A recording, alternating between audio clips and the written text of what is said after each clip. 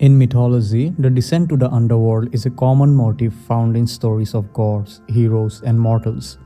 The ancient Greeks had vivid accounts of journeys to the underworld, such as in the story of Orpheus, who ventured into Hades to retrieve his beloved Eurydice, and in the Odyssey, where Odysseus descends into the land of the dead to consult the prophet Tiresias.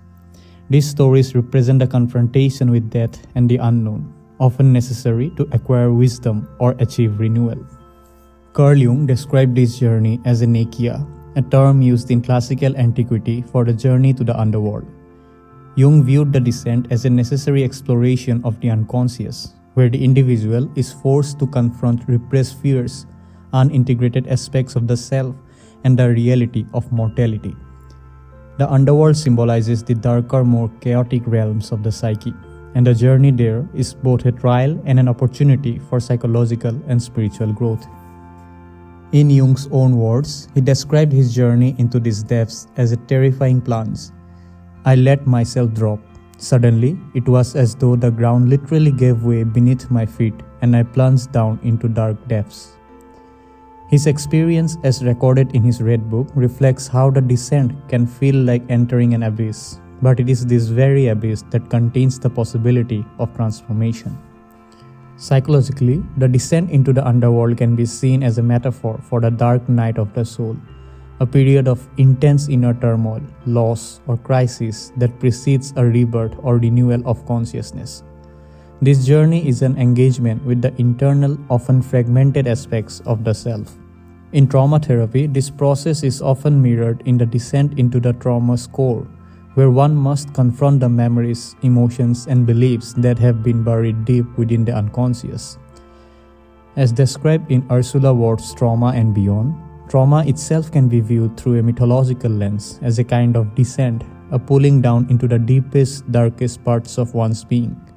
This descent forces a re-evaluation of life, death, and the core assumptions about reality. This initiation into darkness, when completed, allows for treasures to be brought back from the underworld, new perspectives, wisdom, and a transformed way of seeing the world.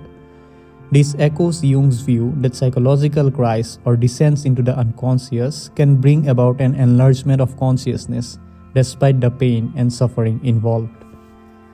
Trauma survivors often experience their own descent into a form of Hades, where they are isolated from society and feel estranged from themselves. This state can feel like a journey with no hope of return, akin to being lost in the depths of psychosis or depression. The underworld in this context is not just a place of physical death, but a psychological space of despair, alienation, and suffering. For some, this descent may appear as a process of dismemberment, where the self is fragmented and torn apart by the trauma. The myth of Medusa, for instance, illustrates the power of trauma as something that petrifies and paralyzes those who face it directly. The image of Medusa serves as a symbol for the victim's rage, betrayal, and shame, and the task of transformation becomes one of turning this rage into a usable creative force rather than allowing it to destroy the self. In therapeutic settings, the descent to the underworld is often experienced vicariously by the therapist as well.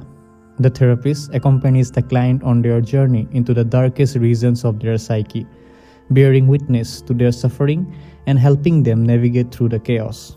This process is fraught with danger, as the therapist can be drawn into the same underworld forces that grip the client. There is always the risk of vicarious traumatization, where the therapist may become paralyzed by the intensity of the emotions and energies at play. Yet when successful, the therapeutic journey through the underworld can lead to profound healing and transformation. It requires enormous strength and perseverance from both therapist and client to descend into these dark spaces and return with a new sense of self. The ultimate goal of the descent is not to remain in the underworld, but to return transformed by the experience. This return brings new insights and perspectives, often described as a form of rebirth. Those who emerge from the underworld, whether in mythology or psychology, often do so with a deeper understanding of life and death and a new sense of purpose. In trauma therapy, this rebirth involves the integration of the fragmented aspects of the self, the reclamation of lost parts, and the ability to live fully again. It is a process of dying to the old self and being reborn into a new one.